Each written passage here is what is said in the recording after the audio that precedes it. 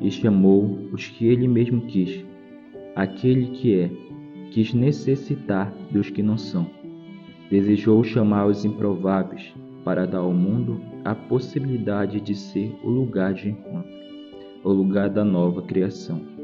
Nosso Senhor Jesus Cristo tem a vontade de chamar. Sua voz ressoa em meio ao mundo por aqueles que ele mesmo escolheu. Chamado é uma eleição querida do coração do próprio Deus. O Senhor de tudo tem um anseio de escolher, em meio às suas criaturas frágeis, seres que sejam seus, que sejam próximos de si, para que dê aos que estão na surdez o som para o encontrarem, como a luz que dissipa as trevas e abre o caminho para o encontro consigo. O chamado é em vista de um outro chamado. Em outras palavras, salvo para salvar, escolhido para escolher. Que graça! A vontade eterna designa a vontade terrestre, a possibilidade de sermos participantes de sua redenção. A graça, como comunicar o invisível de Deus, se materializa em suas criaturas, para que também a comunique de modo invisível, ou na verdade, de forma mistérica às outras criaturas.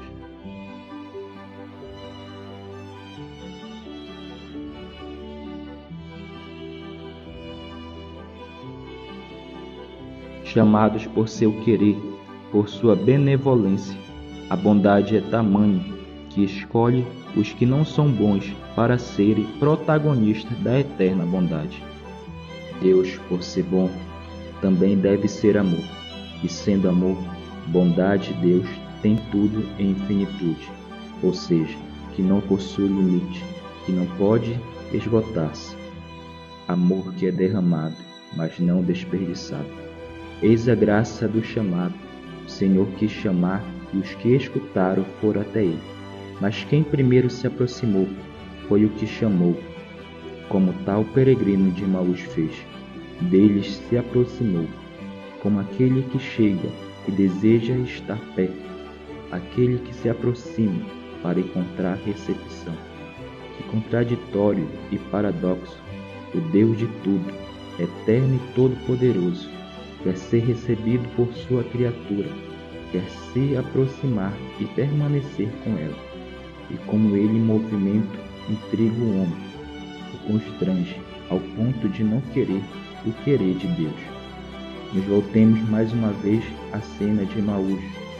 O peregrino de Jerusalém questiona os que estão a caminho, os indaga, os coloca em interrogação. O caminho do chamado será acompanhado por essa sombra da incerteza, por este olhar interrogante, porque o chamado não cessa, ele é contínuo. O Senhor, em seu chamado, permite que sua voz ressoe para que seja recordado em muitos momentos, para que não caia no esquecimento. É que o chamado possui uma voz que chamou primeiro para si, para que se esteja consigo, para que seja recebida e acolhida antes de qualquer resposta.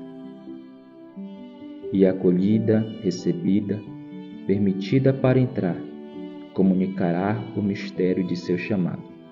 Olhe os discípulos que caminhavam, tiveram que parar para acolher o peregrino, para dar escuta àquele que os questionava.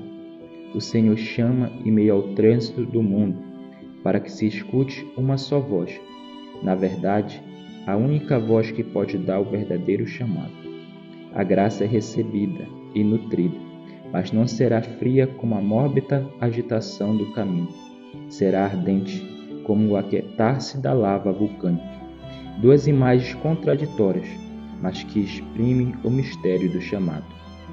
Já dentro, a voz que chamou moverá o espírito ao ponto de ser cálido como uma chama ardente. Fará com que seja expulso para fora o movimento de resposta, aquela inquietação do chamado. Eis a missão que nasce não de uma figura funcionalista, mas da resposta inquietante àquele que chama. Pois a missão é uma eterna resposta ao querer primeiro do Senhor. Vocação, graça e missão, dimensões naturais de um ser que está a caminho, que está em saída, mas não para fora de Jerusalém, e sim para dentro, saída do mundo e entrada na eterna Jerusalém. Ele chama para si e concede a graça da missão, do envio, pois é no caminho que a voz continuará a ressoar, pés a caminho, mas sempre com os corações ardentes, pela graça daquele que não cessa de chamar.